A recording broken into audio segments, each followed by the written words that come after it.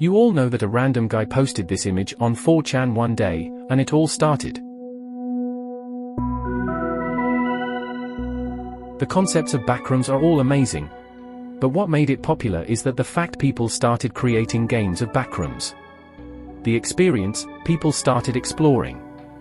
And the backrooms bursted in popularity. And then, this happens. Yeah! This is happening! Yeah! What?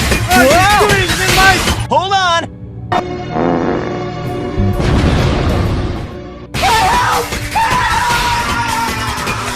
Hey!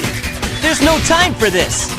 I could be like, level 85854835584568, the public restroom level. It's sad to see horror slowly mutate into something so empty.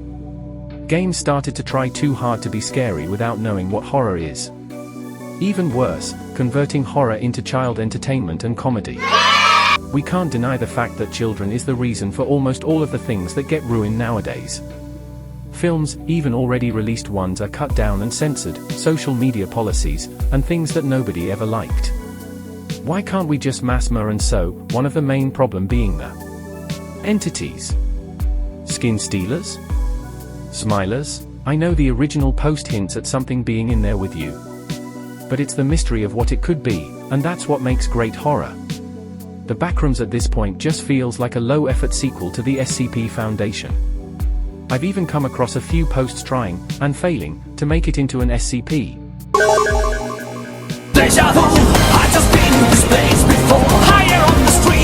Whoa!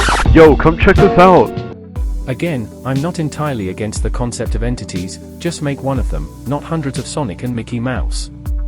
And please stop with the tunnels and everything. It really amazes me that people still don't realize that the scariest things someone can experience are loneliness and paranoia. Stay up until 4 AM one night when you're home alone and you'll constantly feel on edge, and the slightest noise out of the ordinary will make you feel afraid. Even when you know you're perfectly safe in the comfort of your own home. The original Backrooms executed this perfectly. It was a simple but effective. You ended up in a place that was not supposed to exist, you were not supposed to be there, and you will never see another living being ever again. Loud noises and scary-looking monsters are only scary for a moment, then you snap out of being startled and it isn't scary anymore. You know what to expect after that. With the original Backrooms, it had that feeling of paranoia. It felt like you were alone, but also like there was something stalking you, waiting for you to let your guard down or make one wrong turn, but you never knew what it was or if it was just a figment of your imagination because there was no one and nothing to reassure you or regulate your paranoia. You were truly alone with your own thoughts. The style of horror in the current Backrooms is only scary to children. A child will react to a loud monster with fear and screaming. Adults and teens aren't that easily frightened by things they can see and expect. Especially when there's so much goofy content out there making the monsters look like jokes. I have nothing against Kane since their series was executed very well and the lore of their videos is interesting, but I just think the psychological horror is what made the Backrooms terrifying.